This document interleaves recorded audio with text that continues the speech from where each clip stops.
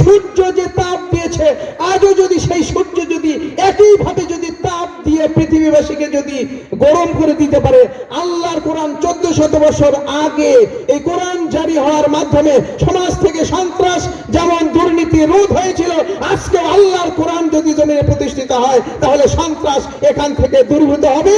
আল্লাহর রহমতের দরজা, আল্লাহ তাআলার রিজিকের দরজা, আকাশের দরজা আল্লাহ তাআলা খুলে দেবেন। বান্দা চিন্তা করে যে খাবো কি, আল্লাহ তাআলা ওই খাওয়ার চিন্তা, পড়ার চিন্তা আল্লাহ তাআলা দূরীভূত করে দেবেন। শর্ত হলো তোমাদের আল্লাহর কোরআনের সামনে আসতে হবে। কি বলেন?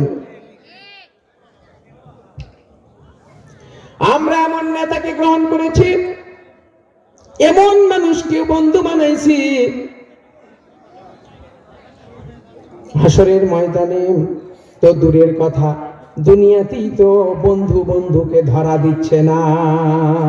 কি বলেন? আমরা বাংলাদেশে আছি, আমাদের বড় বন্ধু এখন ভারতে পাগাইয়া গেছে। দুনিয়াতে যদি কোন নেতা যদি তার কর্মীর সাথে যদি ফাঁকিবাজি করে, হাসরের ময়দানে তো দূরেই থাক। কি বলেন? ইয়ামকুরুনা ওয়া ইয়ামকুরুল্লাহু আল্লাহু খায়রুল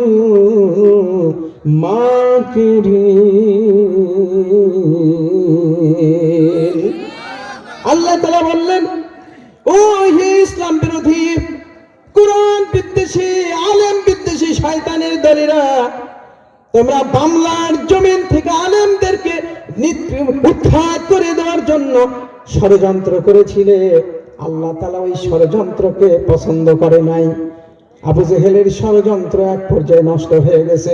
রাসূলুল্লাহকে এই মক্কা কাবা ঘরে থাকতে দেওয়া হয় নাই, মক্কাতে থাকতে দেওয়া হয় নাই।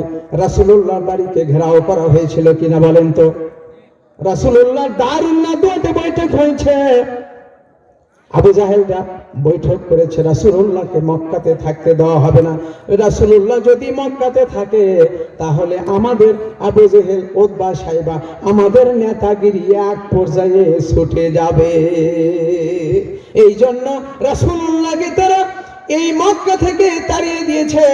আল্লাহ তাআলার আদেশে রাসূলুল্লাহ মক্কা ভূমি ছেড়ে মদিনার পানে পাড়ি জমিয়েছেন। আর লাভটা কি নাকি লস হয়েছে বলেন তো?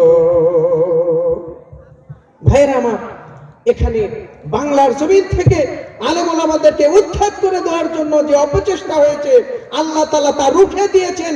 এখন আগামী দিনের ভবিষ্যৎ আলেম ওলামাদের জন্য আমাদের এই বাংলাদেশ।